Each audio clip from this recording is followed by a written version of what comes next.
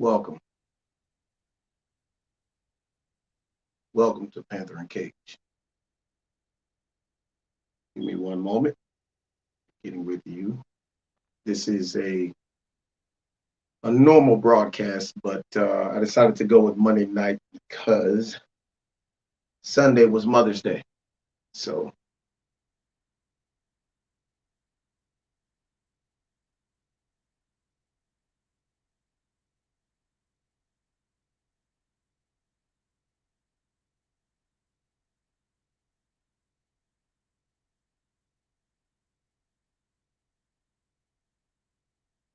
all right.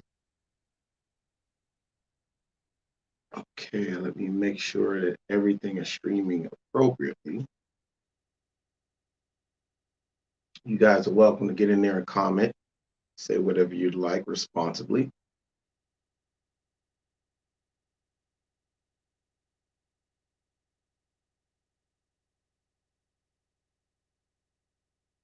Oh, did that by itself. Good evening, Cage. How are you doing tonight?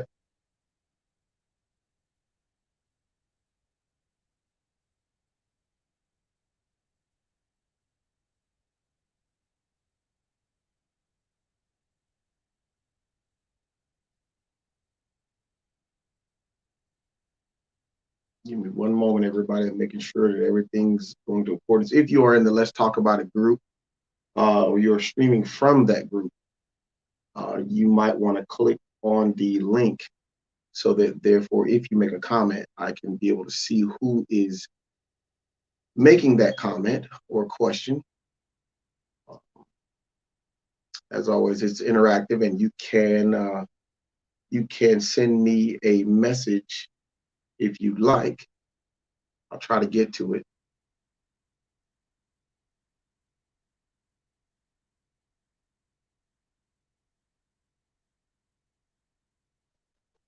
Give me 1 second. I have to make this public so that those comments from my personal page will filter in.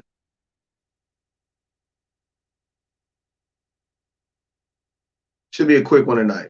We'll review a few things we talked about last Sunday, and some things that we felt were not yet covered. But we covered quite a bit of information. It was 3 hours long. Apologize for it being that long. Sometimes we get that involved in trying to pass this information to you, and we're doing this based on the needs of the community. I'm often asked many things as I travel throughout my week. There are so many different questions that are asked, and a lot of the things that are asked, we are not ready to have that conversation yet because I'm asked and passing in the hallways, and sometimes it's necessary for us to sit down and actually have a one-on-one meeting. There are things that some people don't want to talk about in this public forum, and that is fine.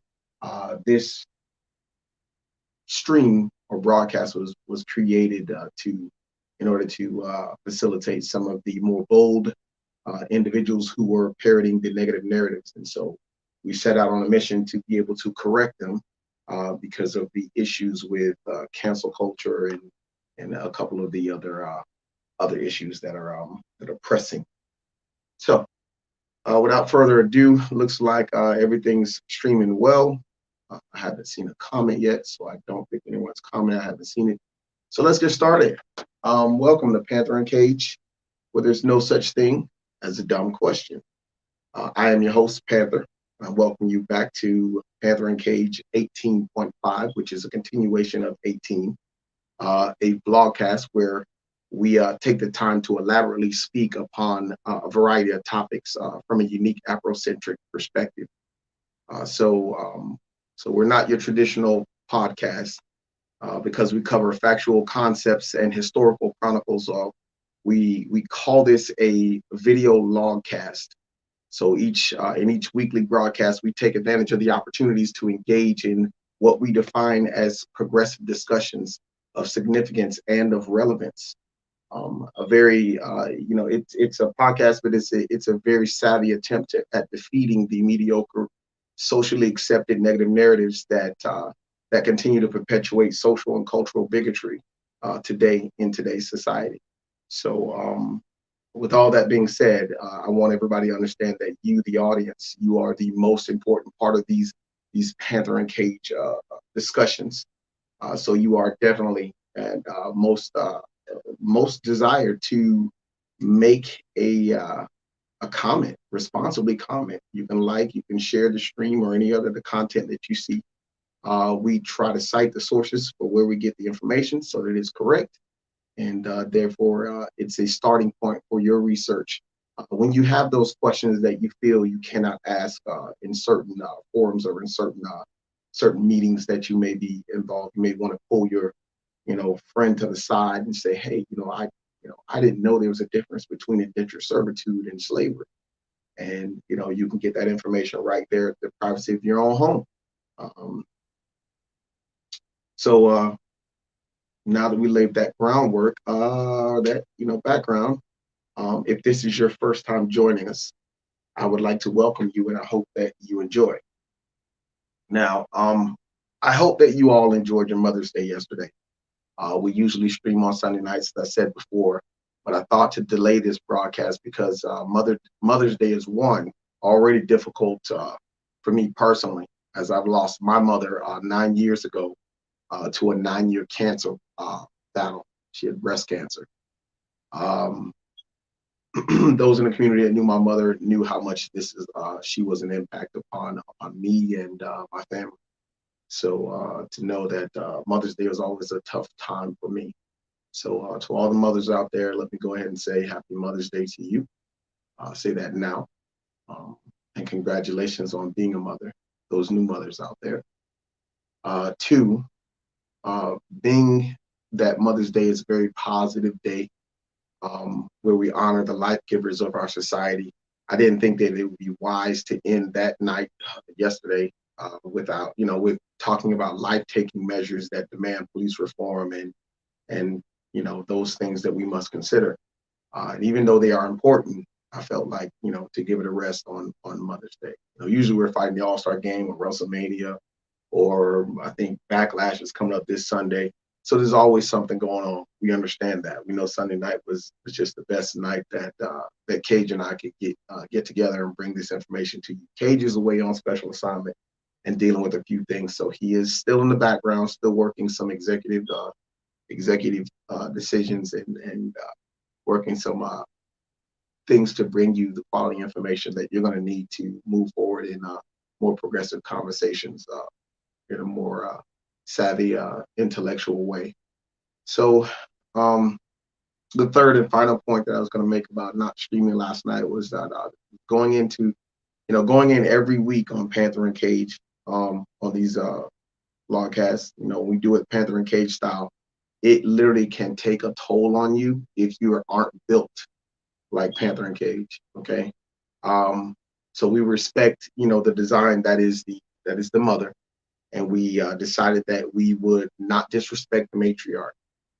Last week, we got heavy and we talked about the controversy behind the Ma'Khia Bryant shooting. We talked about the Derek Chauvin trial verdict, and which, that caused us to bring about some of the questioning, the inconvenient truths that are destroying the images of what people or what justice looks like to America. So there were some very important questions, and it was an extremely long stream where we were forced to potentially explore the questions: what does the justice system mean to you, and what does the justice system mean to other Americans? Those questions were posed only to have everyone objectively consider an alternative perspective of what justice means. An important concept, and those questions are still open to be answered. I didn't get a lot of messages this week. I didn't get a lot of questions via social media this last week, and that's fine because our personal life was really busy. I had experienced certain levels of things of racism, and last week was not a tipping point, but it's just like very surprising that we still deal with this stuff in 2021. Anyway, getting back to last week's stream, I asked some very deep questions. Does the inequality that's found in the U.S. justice system unfavorably affecting African Americans and people of color influence their beliefs and their convictions? And I'm going to go ahead and tell you my answer to that, a simple answer, and I'll explain it at another time if you like. Unless you get in, you ask a question tonight, and try to see if I can field that question for you. But I definitely do believe that it does affect your convictions and it does affect your beliefs. We saw this with Clyde Kerr before he committed suicide in front of the Lafayette Parish Police Department in Louisiana. Being an African American man, having served in the United States Army, and then having served as a law enforcement officer, he found some conflictions. This is the kind of stuff that we're talking about. You know, what does justice in America look like for the Black man? Does it look like justice in America for the Asian man? Does it look like justice in America for the white man? These are all questions that open the door to the differences that keep the race relations separated or at a tension state.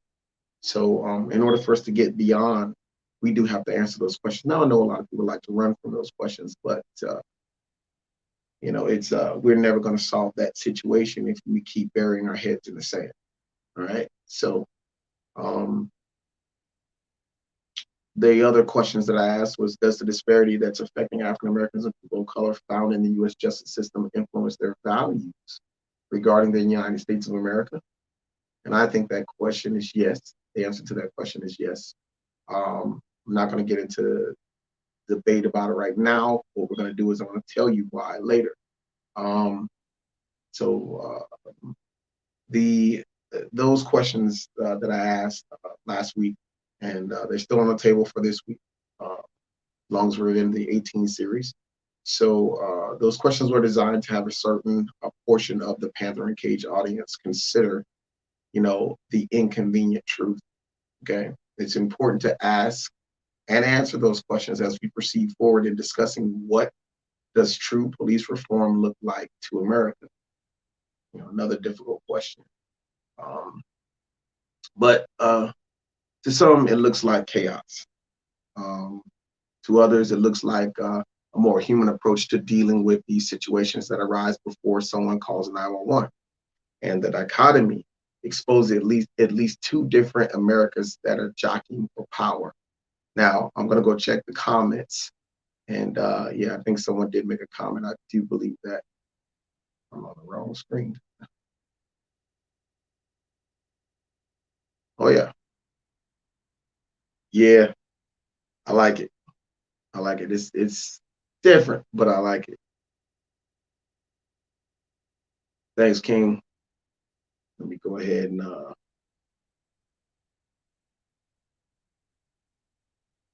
get this up for everybody.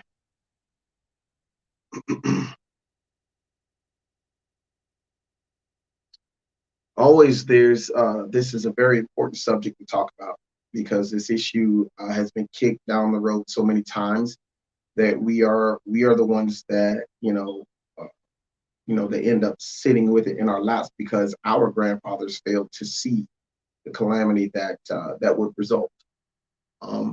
Our children and our grandchildren will look back at us and remember the conversations that we gave them about being responsible, and then they'll turn away in a sort of reprehensive manner because we let these issues like this fall into their list of objectives. And I don't think that's fair. I don't know if anyone really thinks about this kind of stuff, but what do you think our children are going to think about? What do you think they're going to think about us when we get, when they get those issues, passed on to them? And a legitimate question is, do you think that they would think that their grandparents were wise? Usually when someone says a grandparents or they talk about the grandparents, they always say he was wise. He was very, very wise. Do you think they're going to say that we're wise when they see this issue? It makes you think about it. And I can tell you as an African American man who has served in the United States Army, that it does make you question some things. You have to go on what you see in front of you. So I can say that I was blessed to have the kind of crew and the kind of people around me that I felt like were the difference makers for me. That there were others that I saw that were bitter because of some of the things that some of the racism that they faced, and I saw some pretty ugly things when it came to certain treatment, questionable about race, even though we did have those discussions. But the people that were in primarily that were around me in my unit were pretty good. So I can say that I was blessed. Um, but my experience is not America's experience. So this is why situations and platforms like this are important to have that discussion so that we can move forward. Mm.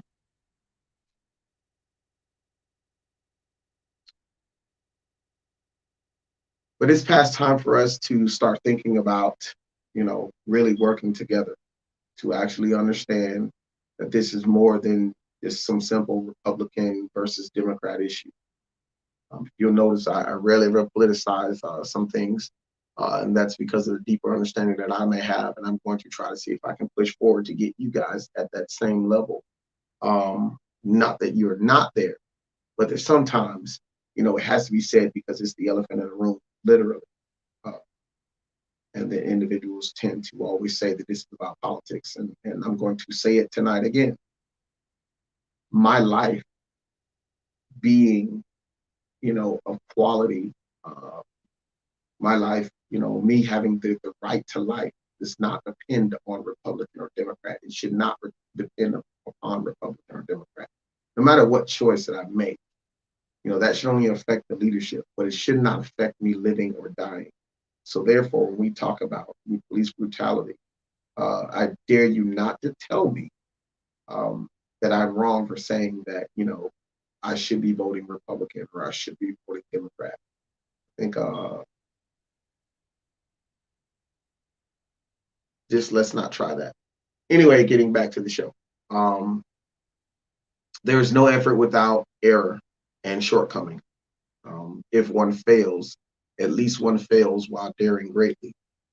Daring to live a life of humility and culpability and the open requires strength. Strength and humility are rarely found together. So award the human who summons the strength and and one that dares to make the effort to know the difference between victory and defeat. And that's important for those law enforcement officers out there. Those individuals who are assigned or associated to law enforcement, they may be wondering what that meant. But rewind it, listen to it again, and then you'll start to understand it. But that's specifically for those individuals. Um, like I said last week, we talked about what it meant to, what justice meant for one America versus another America. And that was one of the things that we covered last week. You can go ahead and catch that Panther and Cage. That's already on the Panther and Cage Facebook page. And go ahead and check that out. It's about 3 hours though. So it's something you probably want to listen to, when you're fixing a car or something like that.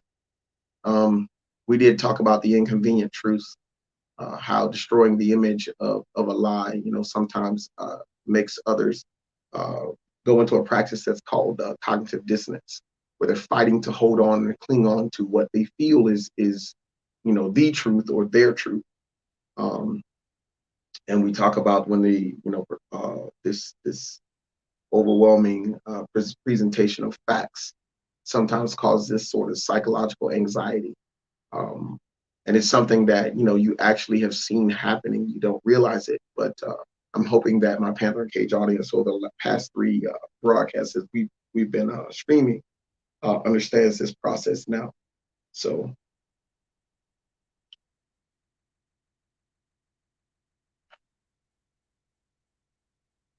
former Minneapolis police officer, we talked about this last week. Derek Chauvin was found guilty on all 3 counts of murdering George Floyd on April 20th, 2021 or 2020 actually. Um, it was reported that Chauvin had recently filed a motion for a new trial, alleging that the pretrial publicity affected his right to a fair trial. Chauvin's defense team now says that the court abused their discretion by denying the request for a change in venue and a new trial. I remember after the trial started, when the defense requested a change of venue, I thought that there may be some credibility to what the defense team was claiming. But then again, I started thinking about all of this, and I thought about how this, would have affected the entire world. And I felt like that it should have affected the entire world, um, and that the blame for this should fall squarely on the shoulders of Derek Chauvin, because he decided that he was going to punish George Floyd. Um, and I'm sticking and holding to that opinion.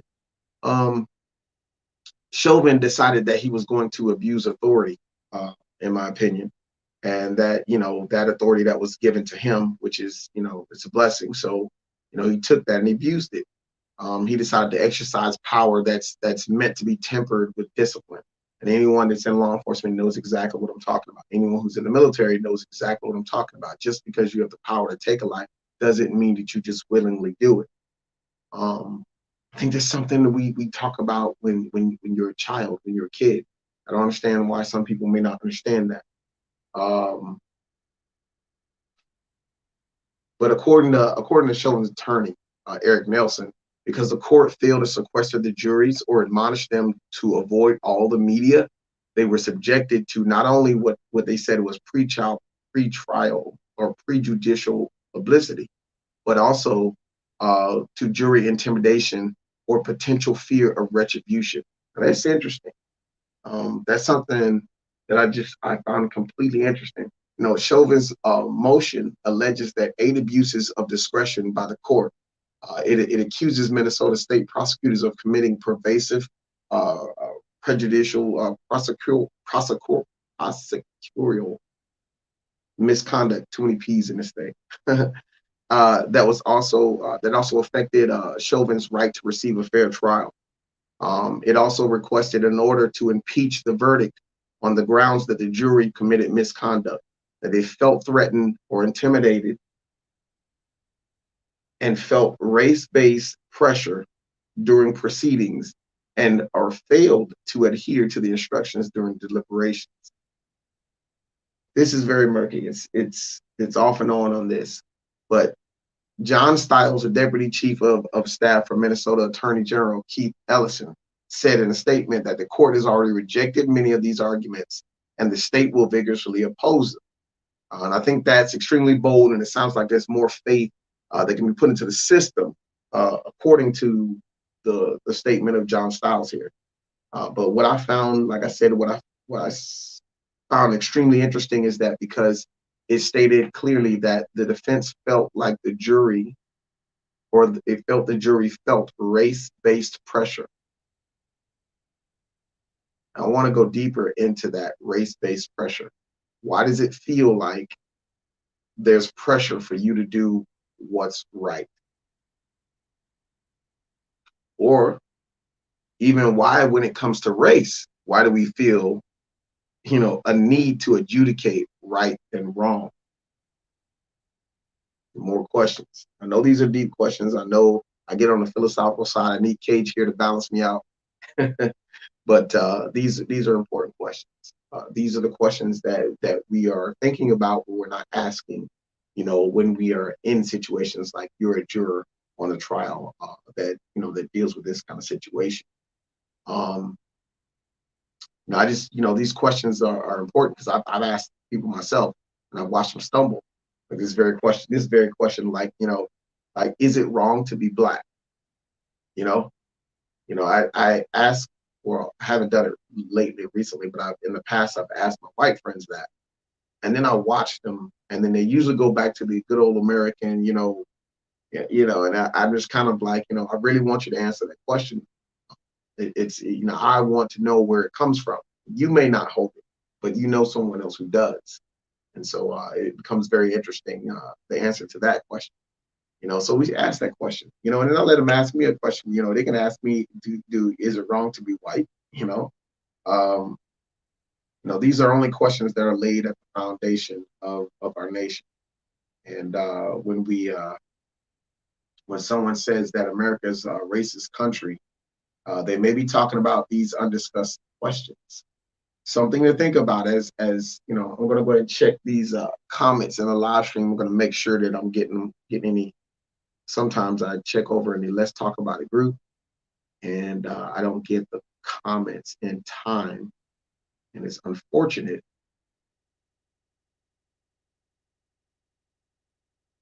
But it's important to check those to check them out.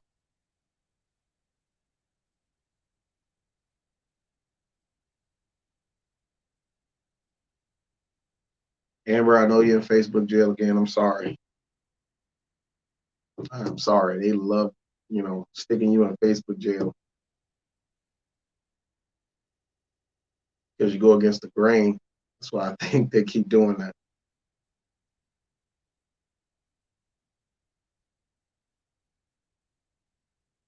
All right. It's a bit of a lag. Give me a moment to make sure to check this out.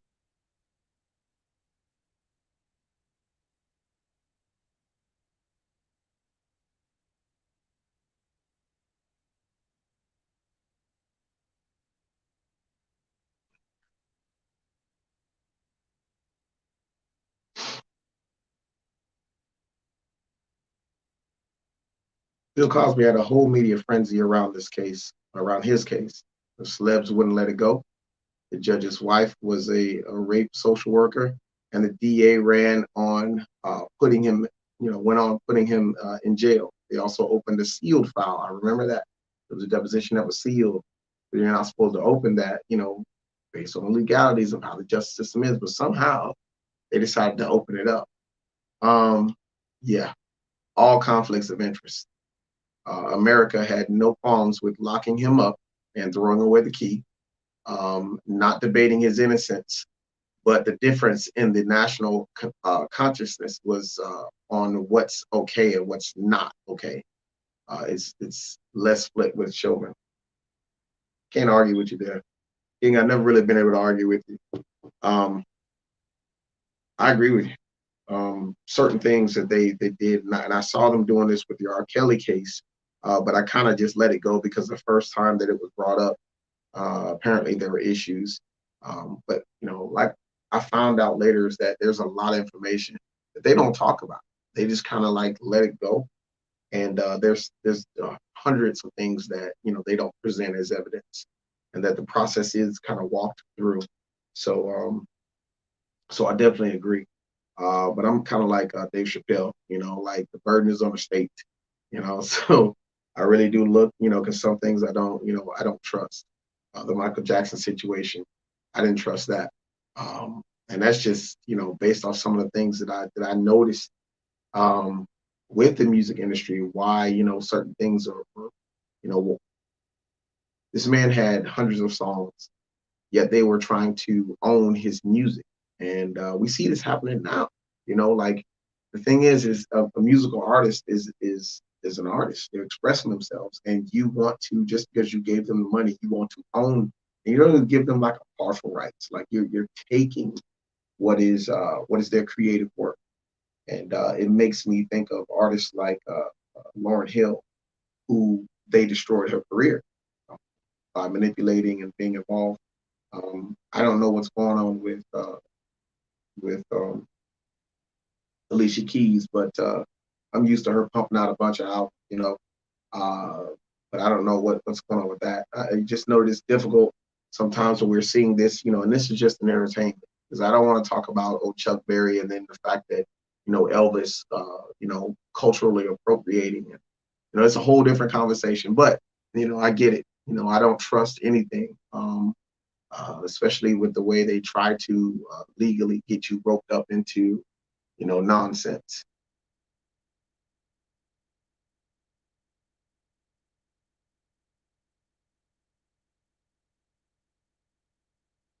Anyway, getting back to this recent motion, but it circled around a first juror in Derek Chauvin's trial, speaking out and describing the evidence upon as overwhelming.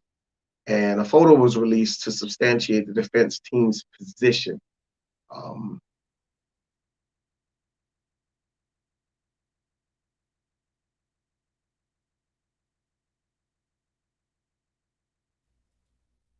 Thanks for watching WCCO4 News at CBSN Minnesota. We are following developing news this evening in the Derek Chauvin trial. A picture of a juror posted on social media has some legal experts saying it could help in an appeal. Esme Murphy's following us now. And Esme, this is a juror that we heard speak on WCCO and spoke publicly last week.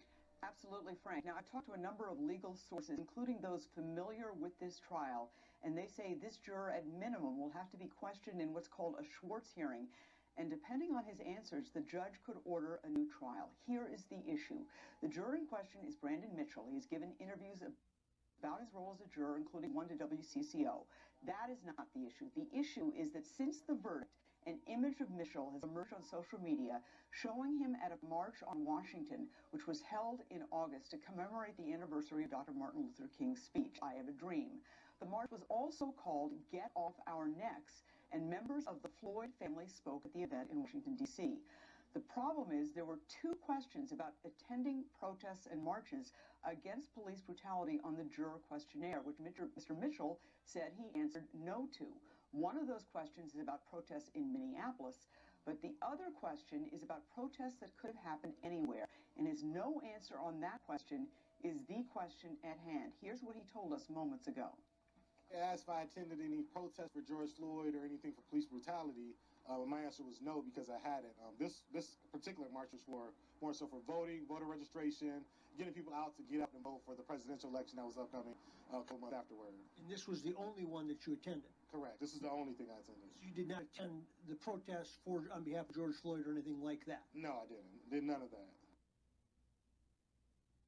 Well, that's a pretty open-ended question. And the march that he went to, which was on August 28th, 2020, was specifically about police brutality. In fact, it was partly advertised as Get Your Knee Off Our Necks, and it had speakers with the Floyd family, Breonna Taylor, and Jacob Blake. Again, Brandon Mitchell told our Mike Max, as you just heard, he did go to that MLK march in Washington, but not view it as a rally for George Floyd or a rally against police brutality. I have not gotten a comment yet from the Attorney General's office or Eric Nelson. I did speak with a spokesperson from the Hennepin County District Court just moments ago.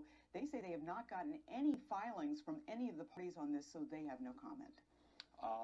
But obviously more to come, possibly much. More to come. This is a very, very serious matter. Everyone I've talked to said this is a serious matter. Yeah, it sounds that way. Okay, Esme, thank you for the update.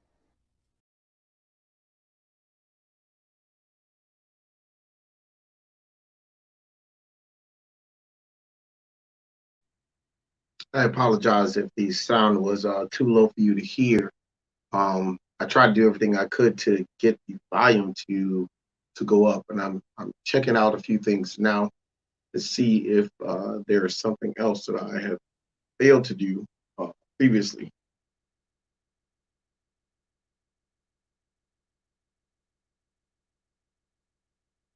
I'll try to increase the volume settings.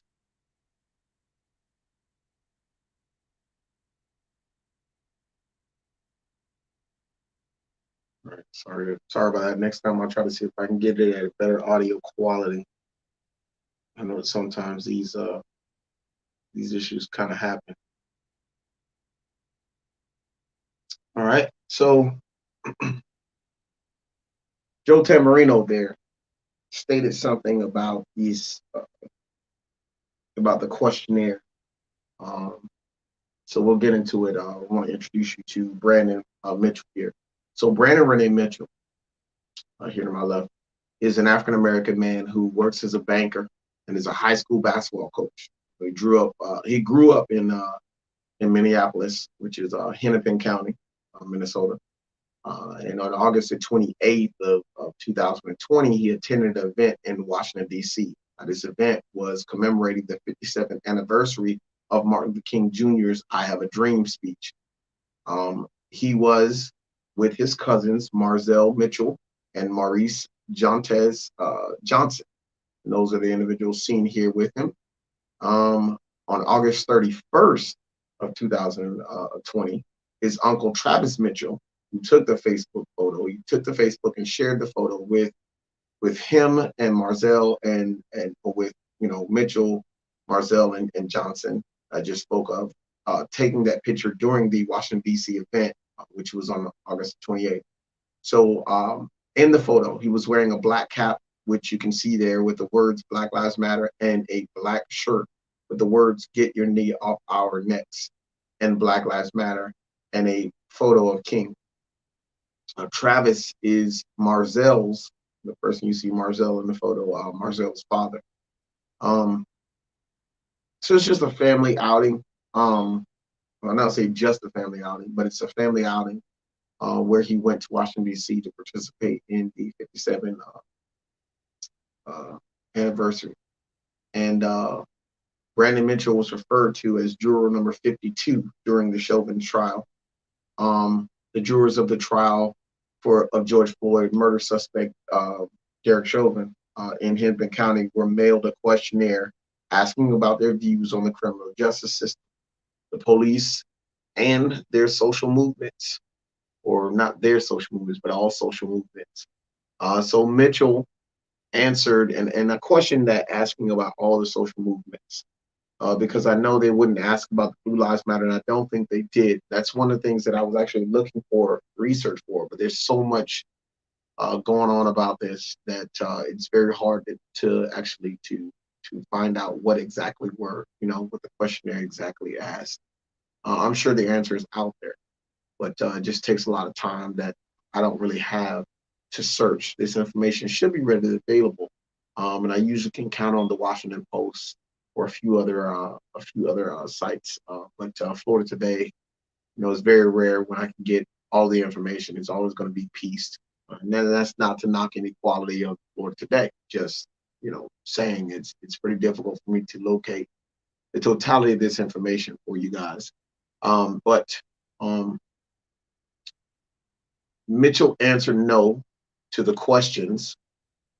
Did you or someone close to you participate in any of the demonstrations or marches against police brutality that took place in Minneapolis after George Floyd's death?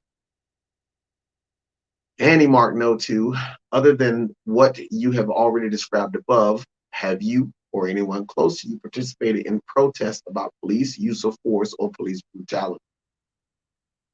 During the jury selection on March 8th, 2021, Chauvin's lawyer, Eric Nelson, asked Mitchell several questions. And Mitchell told the lawyer that he had watched clips of the bystander video of Floyd's fatal arrest, and that he wondered why the three other officers at the scene did not stop Chauvin. He had talked about the case with his family, friends, and his coworkers, and he found he had a very favorable opinion of Black Lives Matter. He felt neutral about Blue Lives Matter.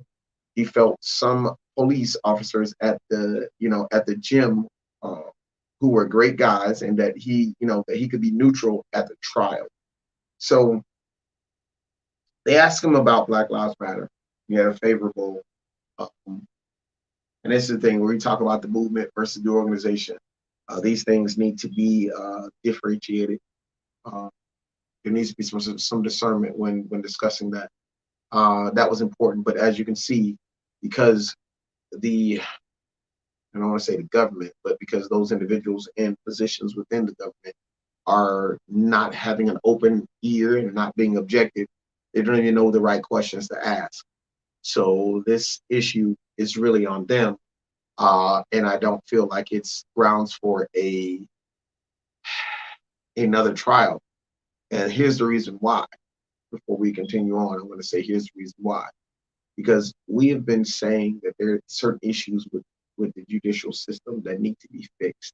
Even those individuals who are part of that judicial system during the primary elections, they were all complaining about how there's no money, there needs to be, the courts are overloaded. Well, then if there's an issue, then both sides need to sit down and come together and figure out how do we make this to where the caseloads aren't overworking us, aren't overloading us.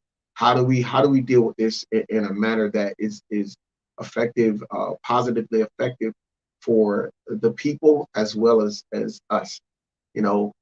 Somehow I do remember that I believe that Brevard County was in like a surplus or something. They had saved something, whatnot. I remember Ron Ellis coming in and complaining and saying that they shouldn't have any money in savings or something like that. And I just saw this big power struggle.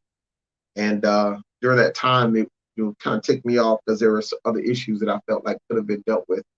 But again, many things were kicked down the road. I'm not going to go into details of that. I'm just going to say that Brevard has had its issues. But I feel like because we've been trying to say that there are issues with the court system, that people like Chauvin and his attorneys have denied us that and have said that there's nothing wrong. And now, when the shoe is on the other foot, oh, something's wrong. So, it's just something that I feel like we ought to kind of listen to the people. We've been saying certain things for quite a while, and because we do not want to, because we want to be biased, because we try to hold on to that to that vision of what we think it is, and instead of facing the inconvenient truth, this stuff kind of happens. So I'm going to say right now, yeah, they asked them the wrong questions. They asked them the wrong questions because they spent so much time ignoring, the elephant, the literal elephant in the room. After watching the video of Floyd's fatal arrest in Minneapolis on May the 25th, 2020, Mitchell did not think Chauvin had any intention of harming anybody, but still considered that somebody died. Somebody did indeed die. For him, for Mitchell, discrimination exists well beyond what the news media reports. And on April 27th of 2021, he spoke in the show Get Up Mornings with Erica Campbell, making him the first juror at Chauvin's trial to go public. And he later spoke with other news outlets and revealed that for him, the biggest testimony that encompassed everything during the Chauvin's trial was that Dr. Martin Tobin, a pulmonologist who testified about the moment that George Floyd died.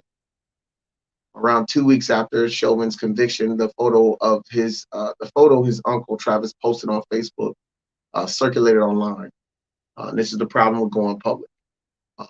On May 3rd, he explained that he attended the Washington, D.C. event August 28, 2020, because he had never been to the U.S. capital city. So he took the opportunity to go there and be around thousands and thousands of Black people, which he thought was a good opportunity to be a part of something. And it's what he said inside the video.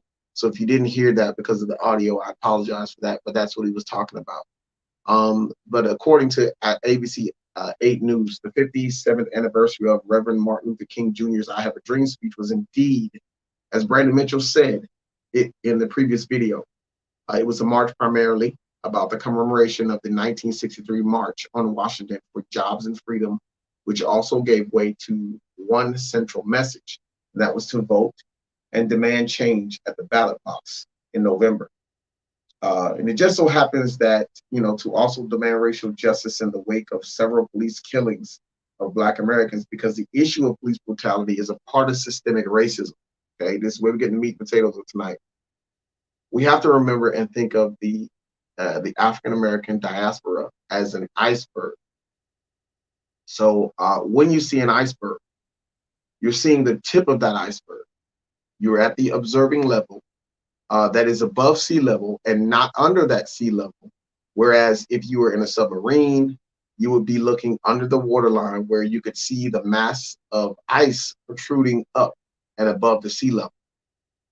Sounds confusing? I see the comment in there. Let me go ahead and, I want to be, yeah, very, very obvious. Yep. Yep.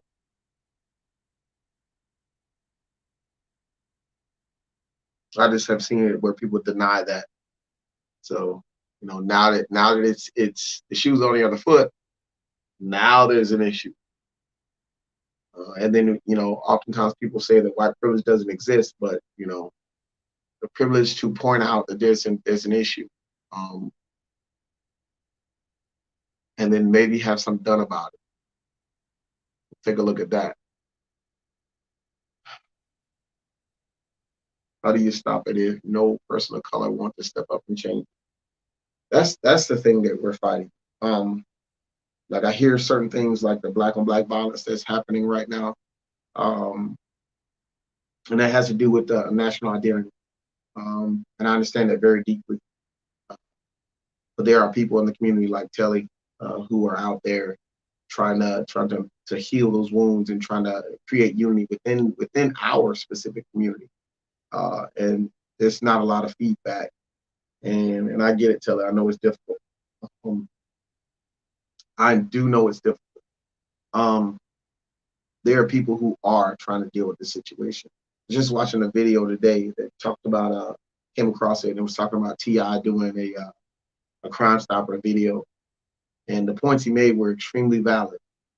When you have a business, let's say you have a black-owned business, and someone's breaking into it, someone's damaging it, someone's destroying your livelihood, your form or your way of building generational wealth for you and your immediate family, who do you call?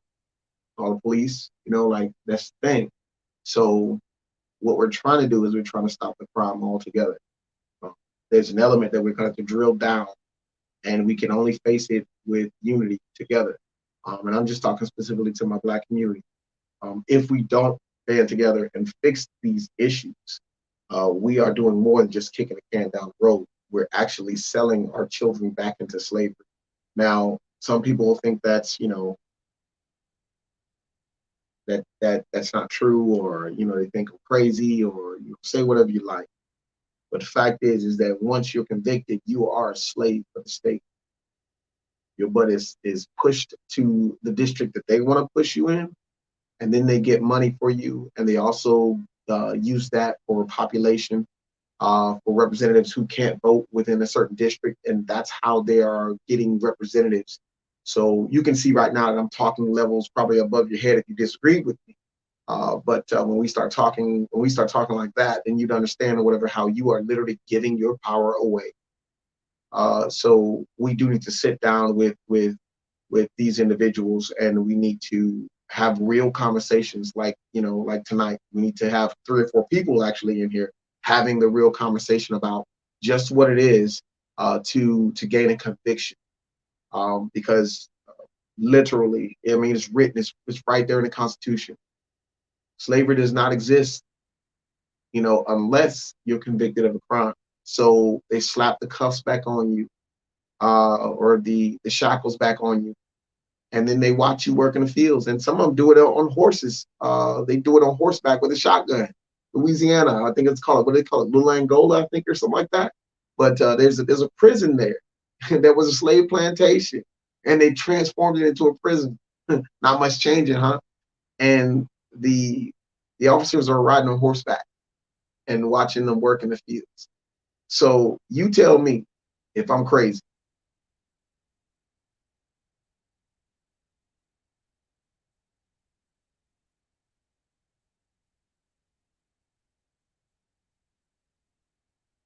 Yep.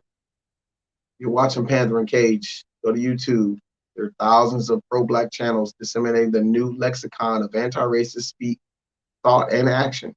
Brevard is just behind the rest of the Negroes in the country.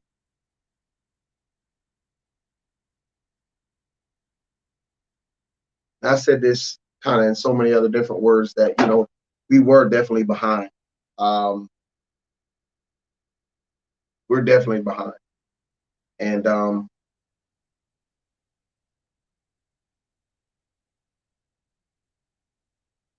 figured out why the video was low. Um, we're definitely behind. Um, we've been trying to have conversations. And you saw this a year ago where Cage and I got involved in this, you know, personal conversation about reparations. And just some of the comments that were made was just like, you know, and then some of the other things that came out. We're behind. And I saw a lot of people just jump to saying Jesus is the answer. And it's like, do you know how many times that's been said? Danny Hinn said that how many times? You know, Jim Jones also said that.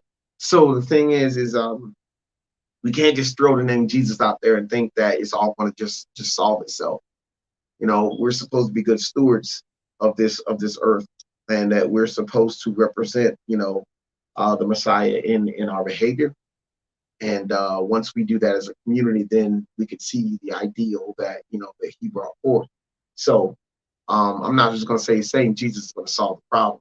we're going to have these uncomfortable discussions. We're going to have to get on the same page. And that's the reason why we do what we do here on Panther Cage.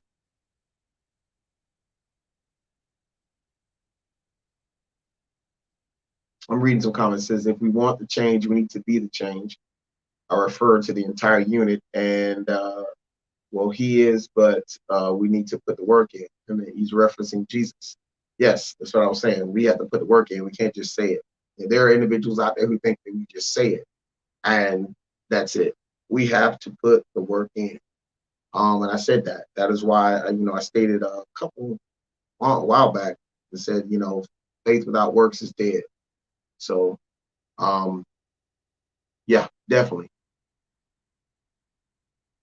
So, in getting to this back to this iceberg slide, understanding that this is a mass of ice is actually floating, just like the ice cubes that float in your beverage. And that is at this point where your consciousness evolves to understand what you're seeing when you see the rioting and looting. Okay. Very important for you guys to understand that. I need you guys to really listen and really pay attention to this. This is the meat of this entire Panther Cage right here. Okay. Sorry it took an hour to get to it, but sometimes this information is just no soft way to bring it. So, and I'm not, opposed to confrontation. It's, where we have to do it.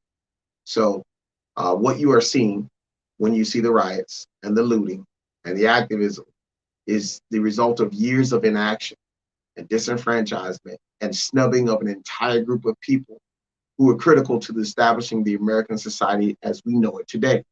This is the fact that seems to elude most people who are so determined to believe that they've done all of this without the help of 400, without help or the 400 years of labor of those enslaved African Americans. But that's going to be another detailed topic that I'm going to be talking about on another show. But centuries of inaction, disenfranchisement and snubbing is personified here to my left as no access to universal health care, which we talked about, the current healthcare situation last year. And it seems that no one really was interested unless we talked about the veterans in healthcare. I know Cage can attest to that, which I found extremely disheartening, considering that I'm a Black Army veteran, knowing that some people wouldn't care if I had access to primary care physician or, access to mental health. And, all that would have been for naught had I not served the United States Army. But we're going to talk about that another time too.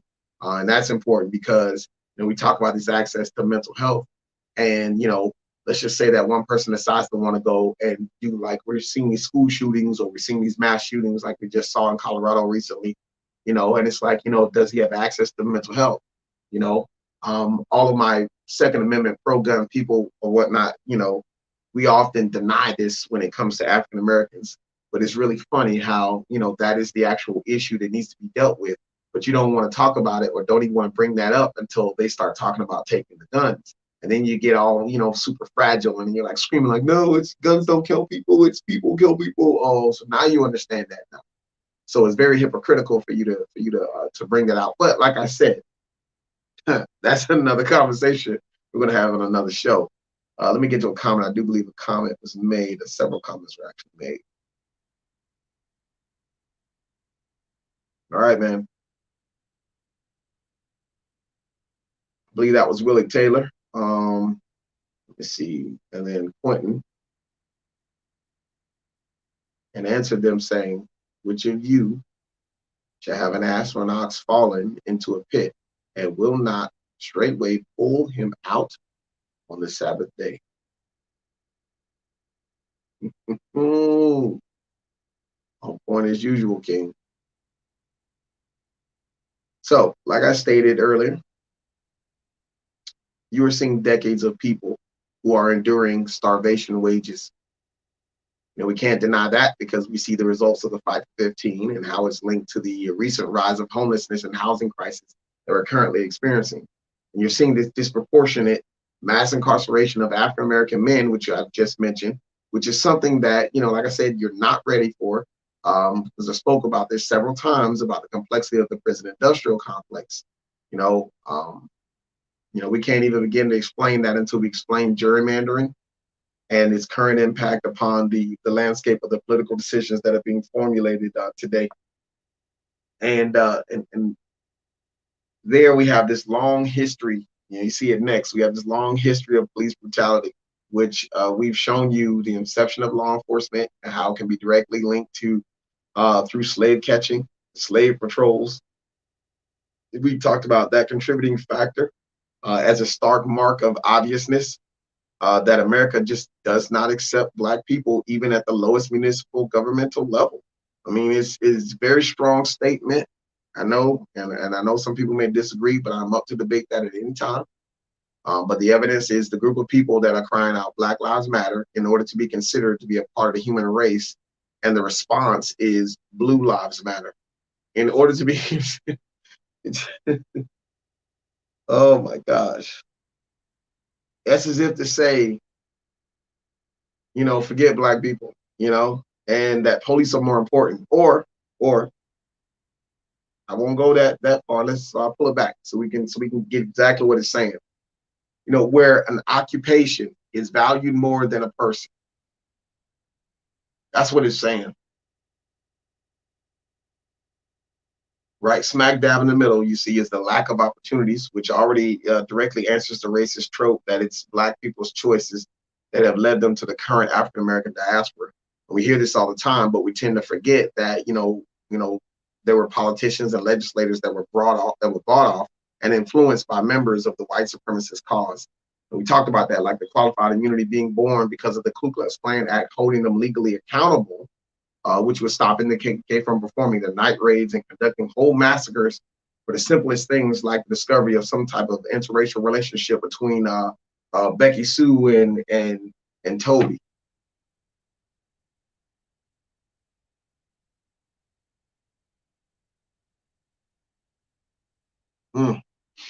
We talked about this in depth, and we brought this up. We brought up the lost cause.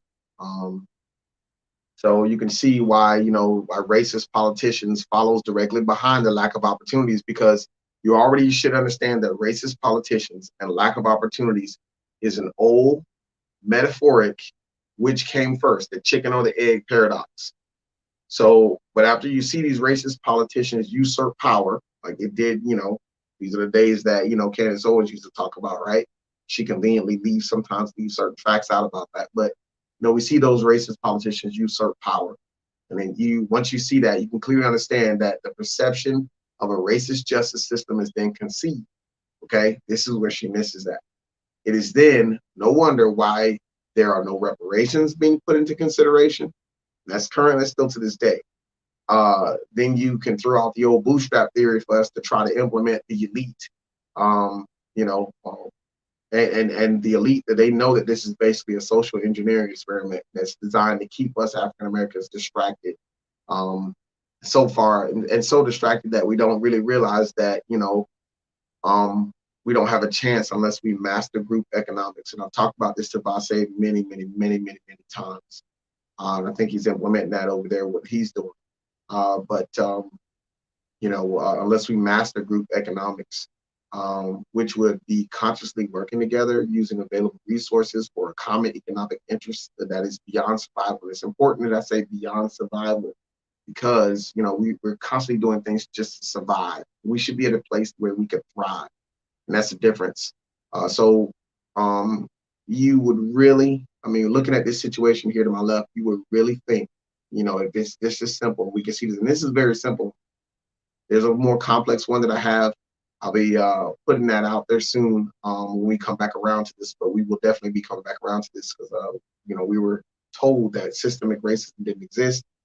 And for a year now, we've been bringing the heat. So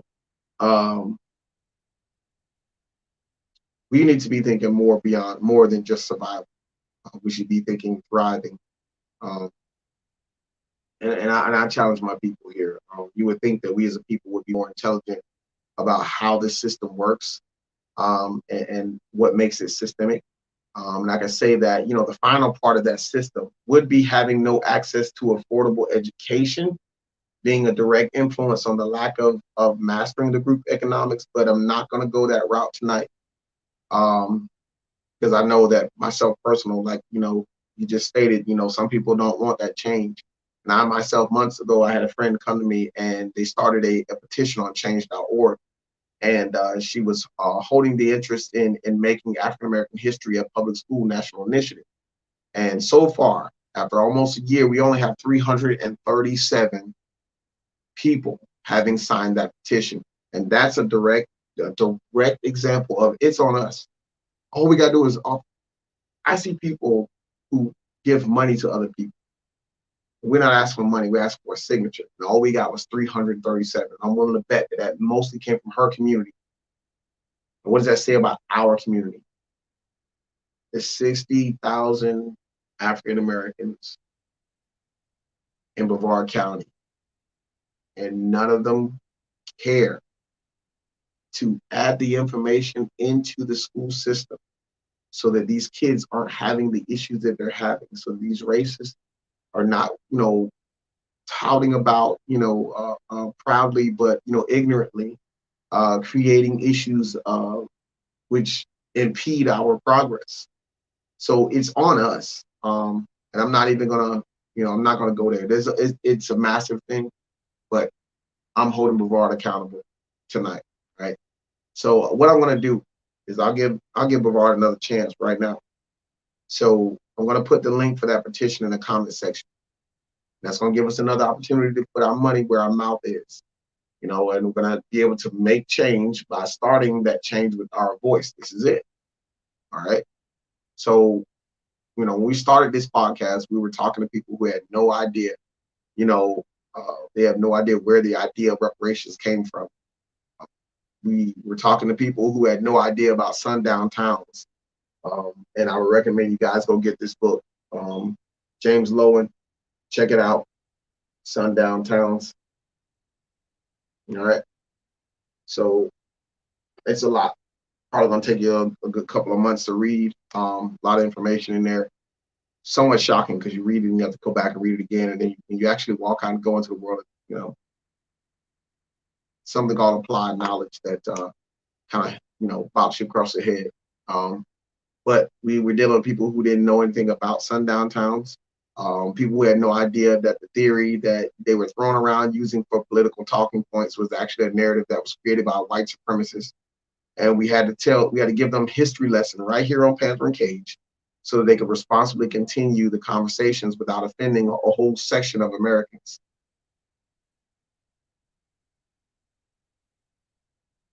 I don't know who that is. I love you too, whoever that is.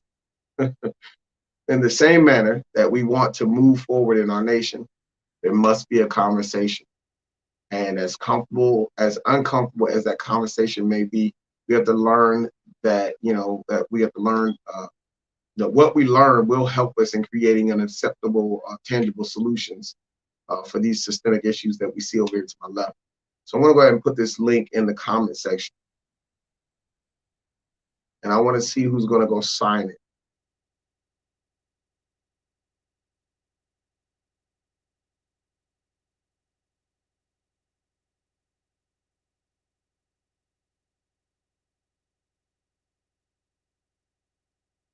Okay.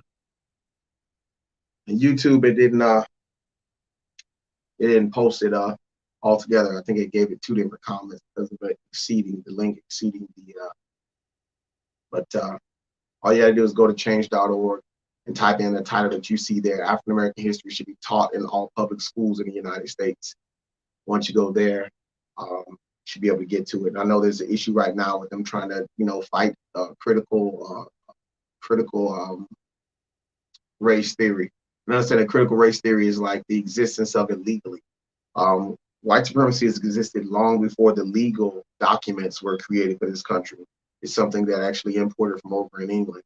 When we're talking about colonialism and imperialism, this is, some of those factors that we're talking about. So if you don't know that, then you need to know that. So getting back to the iceberg, with all those things working simultaneously over a period of time, you draw the understanding that the problem is systemic, okay? And that when you have something that stems from a long history where there's been no effort to make an improvement. Something like the murder of George Floyd, which you see here at the top, ignites the fire and that has been smoldering under a systemic oppression. Something like a 9-minute lynching for the whole nation to see causes America to react, and that reaction caused America to reflect on and then evaluate what their ideals truly are. Now, after I basically had stated that, so, I say this in my head and I kind of say it, put it on paper or whatever, and I go back and I'm like, okay, and then I kind of edit it a little bit. But these are what's coming from my heart, from my head. So when I stated and said that, I kid you not even like 3 hours later when I sat back down, I saw this article with Noam Chomsky, and it just hit me. And I was reading, I didn't even finish reading it, but as I was reading it, it was just basically, when asked about the killing of George Floyd, Noam Chomsky said that George Floyd's death dramatically symbolized 400 years of hideous crimes and atrocities. And evidently it meant that to a large part of the population. So right there you see it, like Noam Chomsky gets it. Noam immediately gets it.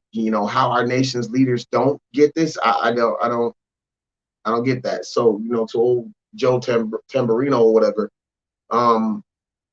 one of the reasons why we address all those issues in that protest, in the MLK protest, is because there's so much kicking the can down the road. There's so much inaction when it comes to African American people that, when we get a rally, we have to address it. All these things are connected. I just showed you that.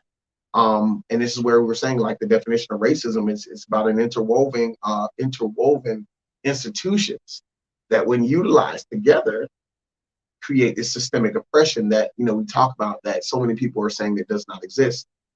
However, I challenge that. So anyways, our leaders don't get that. Our current leaders of this nation don't get that, and it is a direct example of how desperate we are. That change is absolutely necessary. Now, Chomsky went on to say there were huge demonstrations that was a sense dedicated that there was a sense of dedicated solidarity of Black and white people marching together, and they were doing this. They were nonviolent overwhelmingly, though the right wing would like to have you believe otherwise. Chomsky believes that the social activism had raised the level of consciousness and awareness to the point that when the murder of George Floyd happened, it just lit a spark, and the kindling was ready to burn. This is like my exact words. So that was exactly what we just covered in the iceberg metaphor. And that's, that it had a long, it's had a long impact, is what Noam said. He said he thinks it's changed the perception and understanding considerably, and not undermined by the fact that police perpetrated killings continue almost daily. He says, there had been an atmosphere in the past, as you know, better than I do, in which Black lives didn't matter. And the sentiment was that if a white person was brought to trial after killing a Black person, the reason was that it was probably a good reason, so just let them go free. Of course, there were even worse cases where whites carried out murders and lynchings, and they were praised for it. Well, fortunately, we're past that, and I question that, because we saw the lynchings, and I think there was like 5, maybe 6 lynchings actually occurred, but all of them happened to be categorized as suicide. And then we saw the FBI saying that the noose on the garage, one of the NASCAR participators, the drivers, was just, it was just a garage door handle. The rope had been there for quite a while.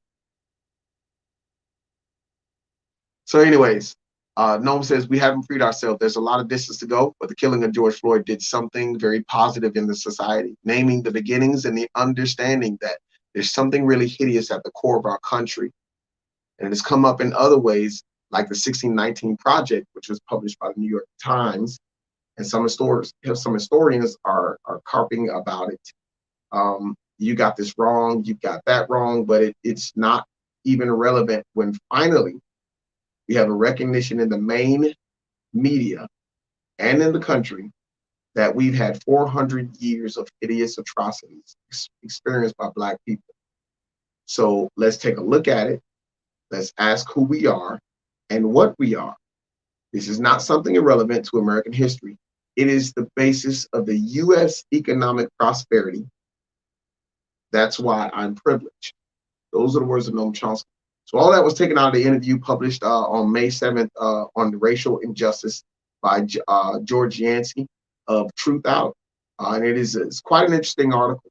And I'm going to read it again. I never even got a chance to read the whole thing. When I get a chance, I'm going to read it again. But I want to share it with you now by posting this article in the comment section.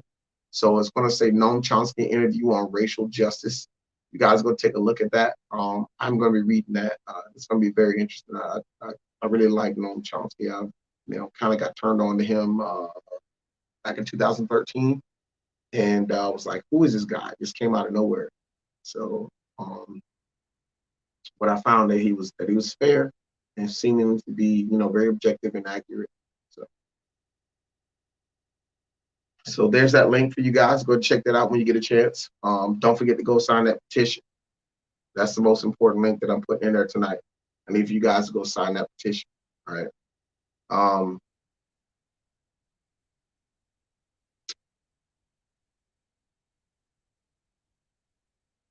August the 28th, 2020, the 57th anniversary of Martin Luther King Jr.'s I Have a Dream commemoration in Washington, D.C., which juror number 52, Brandon Mitchell, previously attended, obviously was a rally for all of the above, only because we've never received equity in this society, and we've earned our current respect by the loss of life and the loss of quality of life. And it is sad when we use that line as a basis for defining what does it mean to be Black. So, this commemoration is now going to be used as an excuse to request a new trial. Well, why are these rallies necessary? That's a question I want you to think about. Why are these rallies even necessary?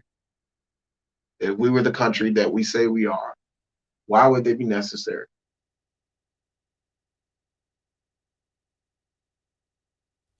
I want to go to President Biden.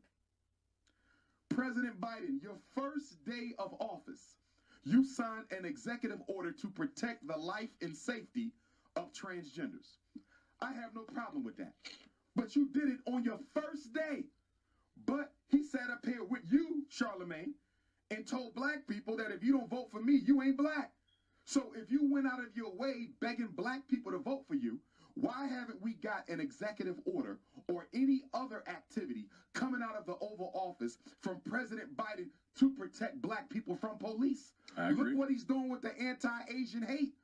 President Joe Biden signed an executive order that is exclusive to Asian Americans and Pacific Islanders. I don't have a problem with that. But if you can protect the Asian American and Pacific Islander from violence, why can't you do the same thing for Black people? They've been dealing with violence for 1 year as a result of COVID. That's what it's called, the COVID-19 hate crimes bill, to protect Asians as a result of discriminatory treatment that they've been dealing with for how long? 1 year. Black people have been catching hell for 400 years, and we have yet to get an executive order from Joe Biden to protect us from the police. So can I ask you a question? If the Senate was able to pass the anti-Asian hate crimes bill, Charlemagne and Envy, 96-1 with almost no opposition, why is it that the Emmett Till lynching bill still has not been approved? Why is it that there have been over 200 different anti-lynching bills introduced in the U.S. Congress? 200! And not one of them has been approved by the U.S. Congress yet. But the first ever Asian bill goes through on the first try. I'm going to try to see if I can put those videos, the links to those videos, once I finish posting tonight. I'm going to try to see if I can to get that to be taken care of. I know what happened with the volume being low now. Apparently, there was something that I thought I was supposed to do, and I'm not. So I'll try to take care of that. I apologize for how low it is. It does not sound low on my end. But you know, if you have followed Panther Cage for quite a while, you know, so we've had issues with echoing, and I figured out exactly what that was. Apparently, with the phones that I was using, the microphones were so good that they were actually hearing it from its own speaker. Usually, that doesn't happen with most phones. Uh, so you know, with mine, I guess apparently it just happened to do that. I think it's because I'm in such a a tight space that the echo would kind of help. So sound is very different here. So that'll work some issues with acoustics. But I'll try to post those videos so you can see those questions. But he did talk about the Emmett Till lynching bill still not being signed, and that how Asian Americans were able to get first time up and get their issues, get their bills, their anti-Asian hate bill signed. That Biden did that immediately. First thing he did when he got to office was sign a bill for transgenders. Yet he has continued to not do anything for Black people, not sign an executive order for Black people to protect us from police brutality. So a very, a very objective, a very, very good question to ask. Like I said, there are individuals, members who do not march, like these individuals of the Pan-Africanist community, who do have a stake in this fight, and we don't even talk to them. So yes, racism does go far beyond what the media shows you. But here, that video was the examples of some of the questions that that have shown us that our issues, which are collective American issues, how they keep getting put on the back burner, and our votes are prioritized every 4 years. Like in 2016, we were played, and it appears that in 2020 seems to be no different. Now, many will disagree with me because of the verdict of the Derek Chauvin trial. However, I reserved my final assessment. If you watch Panther and Cage, I reserved my final assessment until after sentencing.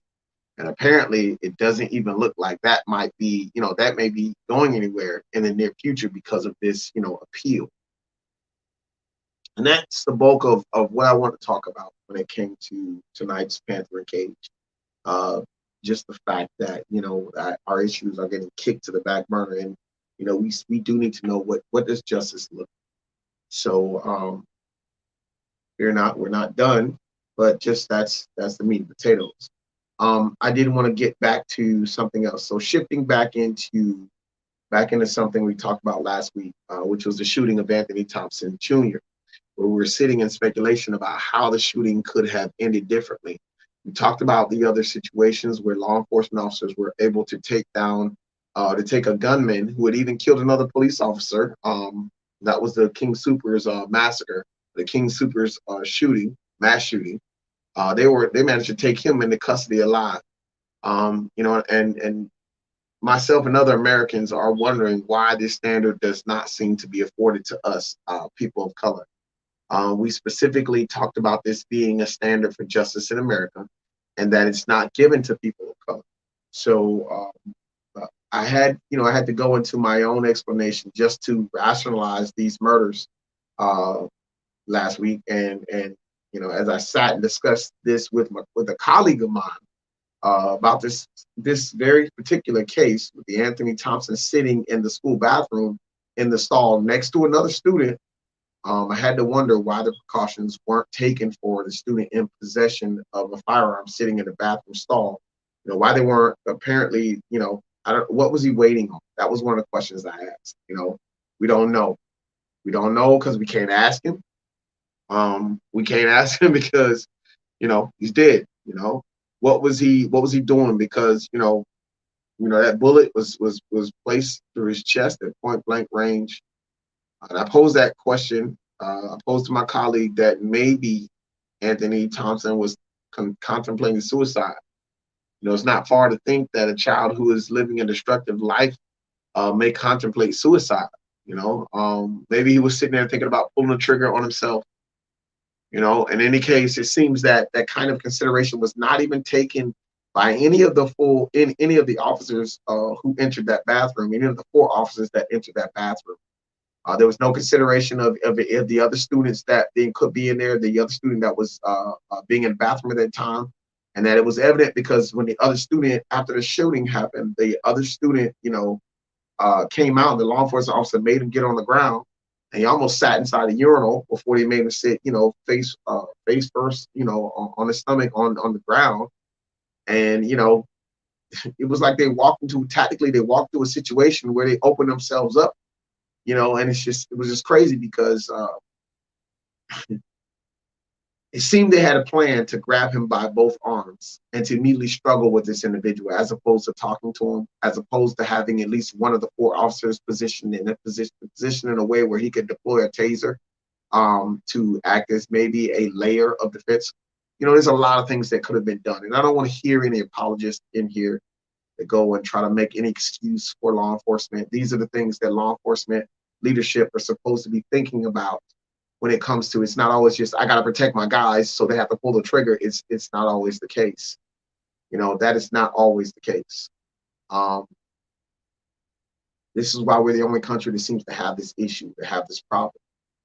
So let us review this again, just really quickly, for any viewers who are following but are new. I'd like to save you guys from having to go back and check out our 3-hour previous broadcast. But on Monday, April 12th, 2021, a 17-year-old at East Austin Magnet High School in Knoxville, Tennessee, identified as Anthony J. Thompson Jr., was shot and killed by a Knoxville, Tennessee police officer, Officer Jonathan Clayball. Law enforcement officers from multiple departments were called into the school at 3:15 after a report of a male possibly armed with a gun brought inside the East Austin Magnet School in East Knoxville. Police reported that the male identified was Thompson. Now that was laid out as a fact. Police reported that the male identified was Thompson. Regina Perkins, the mother of Thompson's girlfriend, Alexis Page, said that Thompson and her daughter, the junior, had dated for 9 months. And Page called her mother, Perkins, from the assistant principal's office earlier that day, and she was saying that she was upset and wanted to leave school. It was apparent that she had gotten into a fight with him. Perkins said that she allowed her to sign out and go home. And that's where Page had indicated, that she and Thompson had gotten into a scuffle, got into an argument. And then Perkins called the police saying that Thompson had a gun. So somehow Thompson had a gun. Okay. The officers entered. Basically, you see them fight. I don't know if I want to show that video for you, but they fight. The incident took about 11 seconds. You can see the officer, Jonathan Clayball, actually point the gun at his chest, pull the trigger, because they are fighting over a gun that's in his pouch. The gun did go off while they were struggling with it. They don't know if the officer was shot at or if the gun was just, you pull the trigger and it just happened to just strike anyways, the bullet struck the trash can. The officer fell back because he felt the percussion.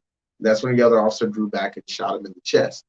He fell to the floor, and the DA says that he canted his body to the left to shoot the other officer. That's still in question. A lot of speculation there. The entire incident took place over the course of 11 seconds, and it raised concerns about the officer discretion and just the general public police interaction when it comes to people of color. I think I want to show you the video just for those who hadn't seen it before, just so you guys are covered. Now, at this point, we're going to show you the recorded video of the shooting that happened inside the bathroom. Investigators say the face-to-face confrontation between those officers and 17-year-old Anthony Thompson Jr. lasted 11 seconds. A warning, the video we're about to show you is graphic. Here's Sean Becker. This police body cam video is from the perspective of the officer who will fire the fatal shot that killed a teenager inside this school bathroom. The beginning of the day and what really transpired at Austin East and caused Anthony Thompson to lose his life. The lead prosecutor laid out the case for why she declared the actions of that officer who fired 2 shots reasonable and justified under the circumstances following a 9-day investigation. This is an 11-second incident, but it's going to take us 110 seconds to get through it. In a methodical retelling of those 11 seconds, the DA slows down the video, pausing it at key moments. Hey, Anthony, how you doing, man? From the start of the confrontation, officers are asking 17-year-old Anthony Thompson Jr. to show his hands. In slow motion, that student stands up in the stall. The DA points to his right arm still in the front pouch pocket of his jacket. And seconds later, the prosecutor says the video reveals a gun in the grips of that young man, who fires, narrowly missing one officer. After that first shot, Officer Jonathan Claybo draws and fires his gun, hitting the student in the upper chest. He tumbles to the floor with the school resource officer, and worried that student is about to shoot again, Officer Claybo fires a second shot at the suspect, but strikes his fellow officer in the leg. Again, this confrontation in a school bathroom between an armed student and 4 police officers turns deadly over the course of 11 seconds. After Thompson is shot, the other student in the bathroom begs officers to help him. The medical examiner noted the fatal shot was devastating, striking his lungs and heart. The DA says officers started rendering aid within about 2 minutes. They call for an ambulance and a school nurse. The DA says the nurse arrived and started caring for Thompson at 3:15, 4.5 minutes after the shooting. Based on the evidence collected over the past 2 weeks and the body camera footage, the DA says the shooting of Thompson was justified because the officers believe they were in immediate danger. And that is why they will not face any charges, according to the DA. Now, it was not originally reported for approximately 9 days after this incident happened. So there was a lot of stuff that the family people were not, they were not privy to this information. And because of that delay, tensions grew among the public, and then a lot of the stories started to emerge, and that was regarding the integrity of what was reported through the police department. And that's what made this situation, the lack of transparency made this situation worse. The Knox County District Court General had to conduct a press briefing, which you saw her speaking there, where they had to review the video, and she narrated the incident. So if you listen how she narrates it, you'll kind of be like, okay, well, yeah. So took them 9 days to get through it. That's why she knew how many seconds it would actually take to get through it. Like, she practiced it. So with that being said, like I stated earlier, there's quite a bit of controversy in the case, and there's initial reports among the community decided the police lied and said Thompson had a gun inside the high school and was shot to death in a confrontation with officers in the bathroom. But it's not clear why it was believed that the initial report, which was found out not to be true. My only guess would be that the lack of transparency in regard to the entire situation was the reason for it. But social media posting basically stated that, like it was a lie. They had lied. They initially tried to cover up the truth. So this is why that kind of happened and why the protests happened. So in a sense, it's not one of those things where we need to pass legislation to stop them from protesting. We need to actually be transparent with the community. That's how you solve that one right there. Anyway, the strange turn of events is what I want to cover. I didn't get a chance to cover last night. We talked more about parenting, but the strange turn of events was that the 911 caller, Regina Perkins, the mother of Alexis Page, seen there, she now wishes that she had never called the police. She changed her story, and somehow it was now reported that she never reported that Thompson had a firearm. And I find this to be in confliction with the video that you're about to see, because I also find that in confliction with why the police officers would have identified Thompson as having a firearm if they were not tipped off by her initial call. This was where the reporting, will reflect that where they felt a need to intervene. Like I said, like she says in the video, hopefully you can hear, hopefully the volume's okay in this video. I forgot when I recorded this video, I may have had that, not issue, whatever, but trying to figure out, when this actual, sound issue occurred. So hopefully you can hear the video, but you'll listen to what she says, is that she said that they did not intervene before and that she wanted them to intervene. So maybe this time by telling them, I'm thinking maybe she thought by telling the law enforcement officers that Thompson had a gun, they will for sure step in this time and make sure that, that they would stay away from each other as the mother wanted. As you can hear her say in this video, I just wanted to have a break. And this could be speculated from her own testimony in the video. well, you know, you could see her breakdown. She just wanted them to take a break. She this sounded like a mother to me, who was at her wit's end on how to actually control her daughter's actions. And her daughter insisted, you know, to this day that Anthony was a good person and that their arguments were petty, and that she wished that they didn't have those arguments now. So hopefully this video you can see, hopefully you can hear. To definitely send my condolences to the family. We're all looking for justice in this situation, and to know, you know, what information that they have that they're withholding. As far as the events go before this incident took place, you know, I do apologize to the family. There was an altercation, and I did make a police report.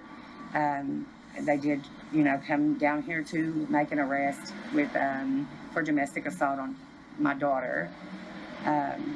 She wasn't even willing to cooperate, but as a mother, I was just tired, you know, and I wanted them to take a break, but I never meant for anything to happen to him. And, you know, we deal with our own grief. My kids miss him, you know. I never meant for any of this to happen, so I'm sorry, and hopefully we get justice in this case with Anthony. He was definitely a good kid, and had a bright future, man, ahead of him. He had dreams. You know, at the time, I felt like both of the kids needed a break. They needed some counseling. They were both dealing with issues mentally that, you know, they could have used some help in those areas. You know, a lot of times mental abuse, it's like, it gets ignored. You know, we're screaming for help for these kids.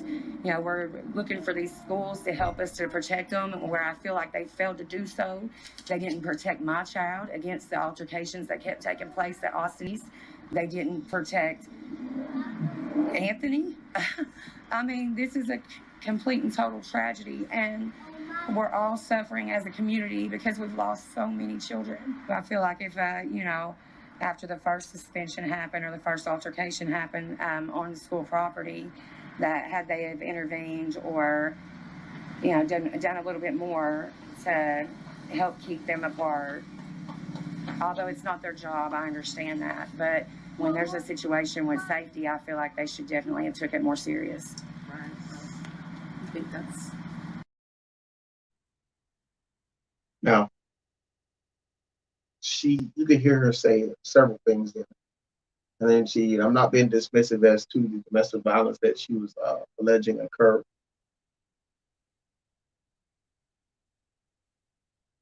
But it just doesn't make sense to contact law enforcement and say that there's a gun involved. And they knew. Looking, there's another video that's out there. You can go find it. And they've got like a line of police cars lined up, and the officers are running into the school. That's how someone knew something was going on. But I think they had a video, taking a video of the officers running in from another classroom or something. You wouldn't send that many police cars, just one kid that you didn't think didn't have the weapon. They potentially thought this was a threat, a school shooting, and they sent those officers in there. And so that's one of those things where it's like I said, you know, based on her testimony there, something ain't right. Something ain't right. In any case, finishing up what she stated. Well, one more. From your perspective, what was their relationship like? They were fine together. I mean, they really enjoyed it and had a good time. You know, I feel like they may have had, you know, a couple of issues, and my daughter said that they were petty arguments, you know, that she wished she could take back. And she still calls him. She loves him, and all she wanted to do was help. She just wanted him to get help. She normalized the relationship a lot, and just because of the abuse that she's witnessed, and you know that I take responsibility for and feel awful for, and that's more of a reason why I felt like I had to stand up for her, because she wasn't going to do it for herself. You know, and I regret making that call now. I wish we could have dealt with it differently.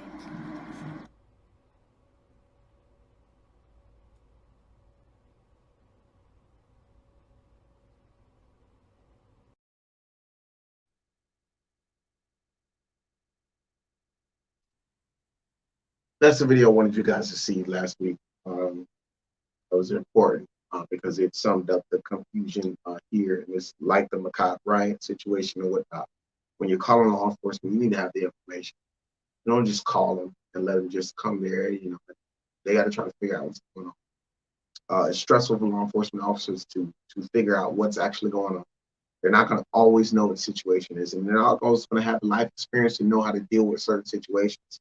But you have to have a hand in that part. The entire community must act together. If the entire community does not act together, this is just going to be a state of the normal. And I mean, and be honest with you, this is you know, like the new form of lynching, and it's going to continue to happen if you don't take responsibility of your community.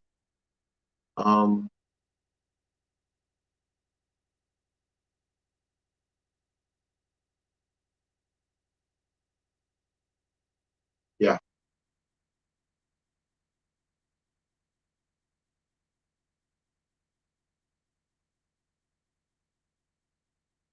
As I stated, Perkins was now concerned about the conflictions in the police reporting, saying that she never did report Thompson as having a gun.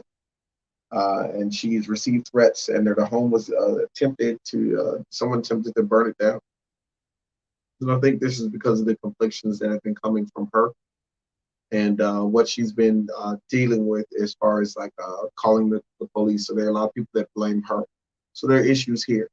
And then waiting 9 days also exacerbates that situation and puts her life in danger. This is where some of the improvements for police reform needs to be. So tonight I talked about the community stepping up together more than once. I talked about police reform. So it's, you know, so just want to make sure that I'm being objective so others are hearing that, because I do know that there are some people who will be upset that I said this, but, you know, we'll smell the roses you got yesterday.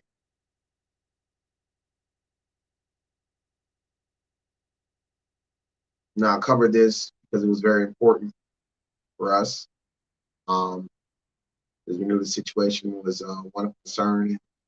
We talked about parenting last week, so now I'm talking about police reform this week. I wanted to cover it all last week, but I would run out of time in 3 hours.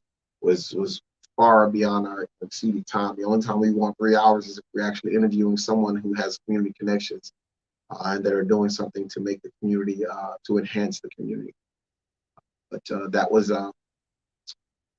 what we want to talk about. I want to finish that up for Anthony Thompson. And just before we close out, Jonathan Pentland, seen on the video, pushing and yelling at a 22-year-old man who was only identified as DeAndre, as he was attempting to avoid physical confrontation with the off-duty U.S. Army Sergeant First Class, 42-year-old Jonathan Pentland, who was stationed at Fort Relaxin Jackson in Columbia, South Carolina, where he was a drill sergeant. The woman who filmed the video was Sade McCullum, and her friend did not know DeAndre, but they saw that he was in distress. Sade knew that DeAndre didn't do anything wrong, so she started videoing for DeAndre's safety. Now, Cheryl Johnson posted the video on Facebook after McCollum gave it to Johnson. And McCollum also posted it to Twitter. I went for a walk yesterday evening and I encountered a young black man, DeAndre, in distress. I decided to report the incident in order to protect this black man from possibly becoming a statistic. There's also a part that I did record of the taller man slapping the phone out of DeAndre's hands and stepping on it. The taller man also pushed DeAndre several times off camera. Cheryl Johnson, who said she was walking in the neighborhood with a friend, Vignetta Yvonne Knight Osborne, saw that they saw the incident unfolding. Go away right now. Call the police. Hey, they've already been called. They're just waiting. Picking fights with who? You know what? Maybe you should hang on a little longer. We'll Let's see go. how it goes. Then we won't have to give the report by ourselves. What is it you're doing here? Walking. Then walk. Okay, that's what I was doing. She came out of the house. Well, you've been here like 15 minutes now. Let's go. Walk away. Keep walking. Walk away. I'm walking. Walk away right now. You need help? You got this on camera. I'm happy to help you. I didn't hit you. You just pushed me, sir. There's a difference between Pretty pushing sure you were the aggressor, buddy. You're aggressing on their neighborhood. Someone came running in. Walk back. You better walk away. You walk away. You're talking to my wife right now. That's your wife? Walk away. I didn't do Walk away. Your wife was speaking. Check it out. You either walk away or I'm going to carry your ass out of here. Dude, if you touch What do you want to do? You better not touch me. Or what? What are you going to do? You up on me. Let's go. Walk away. I didn't do anything. I'm about to do something to you. You better start walking. I didn't do anything to her. You better start walking So right when you now. come after me like that, I ain't coming after you. You're in the wrong neighborhood, motherfucker. Get out. Get out. I live here, sir. Where? Where's your house? What's your address? Maybe we walk you home. I can't walk you home. Oh, you bet. You want to bet what I can do? I live here, sir. Okay, Right, well, you're harassing the neighborhood. Anyone walking through the neighborhood I live in, sir. Where? Just check it out. We are a tight-knit community. Okay. We How take long care have of you each been other. here? How long have you Hell of been a lot living longer than your ass, because I have never seen you before in my How long life. have you been living here? that's Why none of does your that even business. matter to you? How long have you been living here? Doesn't matter. You know what? Get the hell out of my face. Get out of my face. You walked up to me. Check it out, motherfucker. I ain't playing with you. You either get your ass moving, or I'm gonna move you. You smell drunk. You want to bet? You are drunk. I'm about to show you what I can do. I would suggest that You better walk away. Walk away. Walk away. I'm walking. You keep following me, sir. There's only one way out of here. It's right over there. There's multiple ways out of here, sir. You want to bet? Walk away.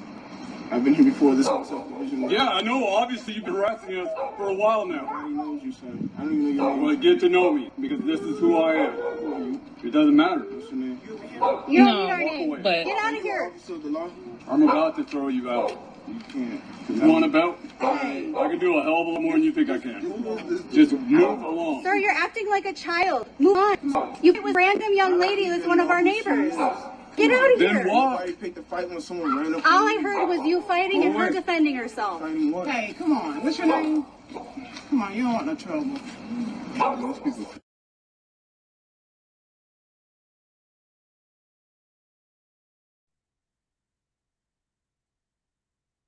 The longer version of the video posted by Johnson, DeAndre can be heard telling Pentland that he doesn't know him and asking him his name, which Pentland refuses to give him. So he asks Pentland if he was an officer of the law, and Pentland replies, "I'm about to throw you out. I can do a hell of a lot more than you think I can. Just move along." Pentland's wife, Cassie, can be heard yelling, "DeAndre, sir, you're acting like a child. Move on. You picked a fight with someone random, with some random lady. That's one of our neighbors." DeAndre can be heard telling her that he didn't pick a fight with anyone, and that he was the one who had someone run up on him. Now the video ends as Johnson and her friend walk up and intervene. You can hear her say, "Hey, come on, you don't want any problems." What I found that those when they walk around the corner, no one said anything to them. So I'm wondering why they were specifically focusing on DeAndre. But Johnson and her friend Knight Osborne waited with DeAndre until an officer arrived, and they repeatedly informed the officer that DeAndre was assaulted when Pentland slapped his hand and his phone fell and cracked. The officer told them that his supervisor told him that he could only charge Pentland with malicious injury to property and not assault. However, after the video went viral, Pentland was arrested and charged with misdemeanor third-degree assault and battery on April 14th. And that is another example of either the police officer not knowing their job or being disingenuous. Fort Jackson officials were made aware of the video, and Criminal Investigation Division, Army CID, had been currently conducting a cooperative investigation with the local authorities. After hundreds of Twitter users sent the video and accounts associated with Fort Jackson, many accusing Pentland of displaying racist behavior and asking if the Army condoned it. Fort Jackson Commanding General Milford Beagle Jr. tweeted that this is by no means condoned by any service member, and we will get to the bottom of this as soon as possible. Beagle added on Facebook the next day, Fort Jackson officials are aware of the video taken at the summit, which is where this occurred, and it has their full attention. And this type of behavior is not consistent with our Army values and will not be condoned. We have begun our investigation and are working with the local authorities. Thank you. The community is bringing this to our. Thank you to the community for bringing this to our attention, and we'll be getting to the bottom of this ASAP. Fort Jackson Command Sergeant Major Filson Tavernier. I hope I said that right. I probably butchered that up bad. I apologize. He said that on Twitter that Pentland's arrest, the Department of Justice at the federal level is also looking into the incident. The command team, our criminal investigative division agents, and our staff judge advocate teams are all engaged with their professional counterparts and civil authorities to seek the facts which will determine how the investigation progresses. So, I'm going to post all the information you need to know about Jonathan Pentland. I tried to get as much as I could for you guys. I know that sometimes it's difficult to get all this information. We're approaching 2 hours now. This is about done.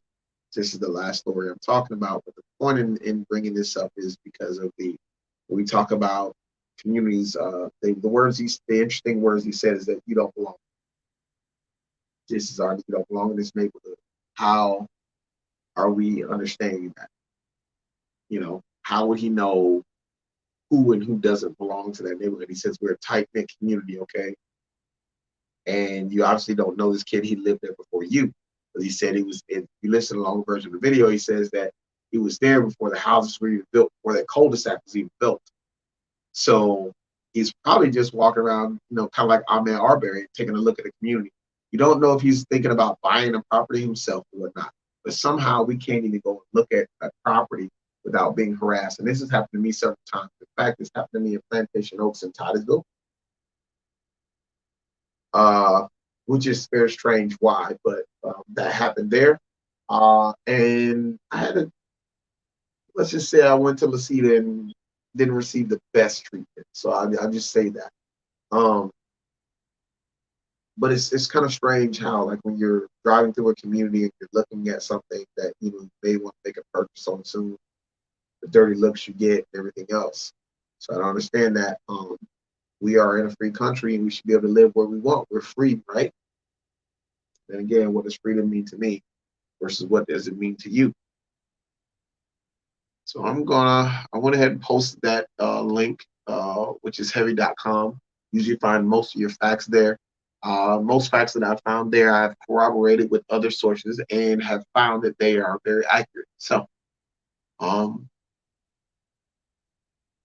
but this one is a very strange one because Jonathan Pentland is a drill sergeant. So I wonder how many abuses he may be a part of. Seeing as how that there are a lot of stories coming out of the military right now involving military sexual traumas. But I found it very interesting about this entire situation is that, not one time did anybody consider that something may have been causing DeAndre to walk through the neighborhood. They didn't use any kind of consideration, no thought, no forward thought. I saw no one being reasonable with DeAndre. No one attempted to get to know who he is or actually attempt to know what he was actually doing. And I did believe I found that he had a condition, RC something, RCSD or something like that. I do believe he was, suffering from. But no one attempted to get to know him, like I said. And although I say that, I only see about 1 or 2 minutes in this clip, I wonder why it was such a big deal to approach him so aggressively and go towards him and I said they didn't say anything to the black women that were walking around the corner, but you see them walking around the curb in the video. And at one point in the video, you did hear DeAndre say that he felt like Pentland had been drinking. So the most interesting thing he was saying was he was in the wrong neighborhood. This kind of language should not be used by Jonathan Pentland, seeing as how he's a leader, and was a leader in the United States Army. And he should have known that this type of language had a direct correlation with the racism that's on display today. But like I said months ago, we talked about sundown towns and how white communities and black communities were developed. We have yet to go into the details of the Reconstruction era and talk about all the courthouse burnings in order to get rid of the deeds that would have revealed that some of the African Americans post-slavery earned land or had land. And that this courthouse burnings were initially done or intentionally done to take the land back from those who had won their property through litigation. And this is why it's extremely important for us to understand the Reconstruction era was devastating to the black community. Okay. The word Reconstruction is so misleading. Okay. When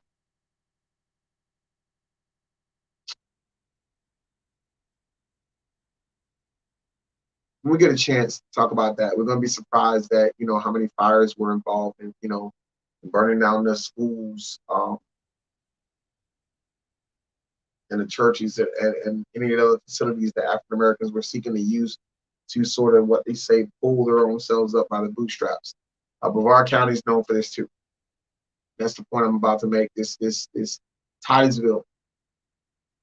We all know that there's that one of the first schools for African Americans were right there in Titusville, right there off of DeLeon, the Social Service Center. It has the likeness of bust of Harry T. Moore sitting right out there in front of the Social Service Center. That has an historical marker that tells you that it was one of the first black schools and that it had been raised in, and yes, it was burned and then it was burned down and then demolished. And it might shock you that African Americans weren't even allowed to go to the hospital there in Titusville. Okay. And that's why Harry T. Moore's wife, Harriet, was rushed all the way to the first Negro hospital in Brevard or in Sanford, all the way in Sanford. I'm just gonna put this to you guys. Can you imagine being blown up by dynamite while you sleep in your bedroom? You survived the attack, and instead of being taken to what was Judge Parrish Hospital right off of US 1 there in Titusville, you weren't allowed to be admitted because they didn't treat, African Americans. You got to be taken all the way to Sanford by way of Highway 46. Okay, those who are in this area, you know what I'm talking about. That same highway was conveniently named the Harry T. and Harriet D. Moore Memorial Highway back in 2012. Okay, and direct evidence of that kind of community that Brevard County was is all around. You just have to look. People say it isn't true, that the hate, was witnessed in early, but it was hate that was witnessed in early 2020.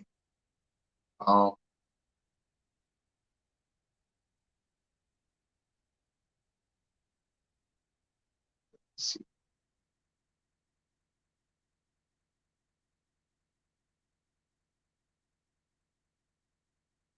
It was witnessed as a sign.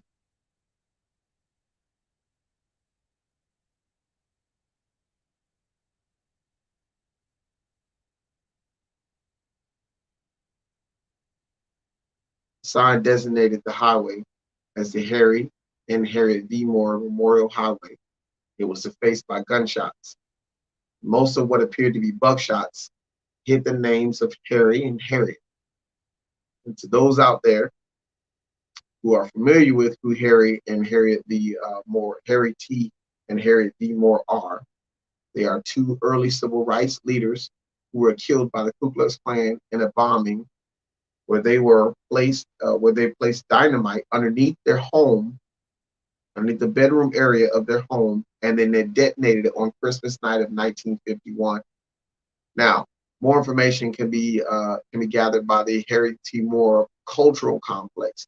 I'm going to go ahead and put the link of that in here. It's Harriet Tyson Moore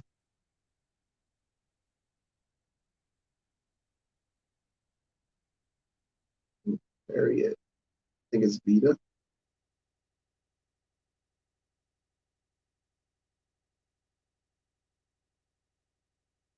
There's a cultural complex there in Mims.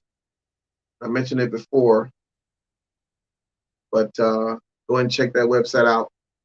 Learn everything you can learn. This is an individual who was conducting a civil rights during before Martin Luther King was having his "I Have a Dream" speech. And this was an individual that was literally trying to get the Brevard residents the idea of block voting. And so he was actually very instrumental in the Brevard County community, a very important person. And there's a link in the comment section. So guys, go there, learn everything you can learn about Harry T. and Harry V. Moore. And understand that, you know, like it says there, Harry Moore founded the Brevard chapter of the NAACP, and he signed up more than 100,000 African Americans to vote in Florida throughout the 1940s. Okay. He has a history of back in up in Live Oak. I found out on a trip I went up to North Florida to go see about the Battle of Olustee, and going there, I actually found out some other information and found out that Harry T. Moore had lived there. And I just felt like that was more than a coincidence. It was something that needed to be talked about. But anyway, getting back to the point that I'm making is that you can see there, someone tried to shoot buckshots at the song. It's just an indication. Now they'll say that they have nothing confirmed, but since there's heavy speculation that occurs for people of the African American race, I'm going to go ahead and speculate and say yes, this was something that was intentionally done. It doesn't look like it just was happenstance. It does look like it was aimed. So knowing the history of our county and the history of Volusia County and the surrounding counties, Seminole County, I'm still learning, but knowing that history, it's pretty safe to say that some of these things that we're accounting, that we're seeing, is and has always been an issue here. And we need to get into further discussion about how these communities were formed, how African Americans moved from villages to the projects, to the hood, to the ghetto, how they were formed. So we're going to be talking about that soon. May have to take a break or something from the Panther and Cage for about a week or two before we can get this quality information to you. But I wanted to just address these things and let you know where we're moving forward. This is always interactive. So if you have any questions, go ahead and send that to me via message. Go ahead and talk to me. You can list the comment there, responsibly comment, because I am not one for trolls. I have a special way of dealing with trolls, but we don't need that. We need all progress and all positivity in any comments that you field or submit here at Panther and Cage. But just want to get all that stuff out of the way. It's been a pleasure giving you guys this information, and it's about time to get out of here. I hope that everybody enjoyed and has some information to help them as they move forward in having these discussions about race relations, especially in this time now, with this heightened sense of what's going on in our world right now, is important to social justice and racial injustice. And I pray that you guys are all taking. See, I gotta put that link in there. But I hope that you guys are going to be well taken care of this this week. So when I pray that you all are protected. I wish you love, peace, and may the Most High guide your path.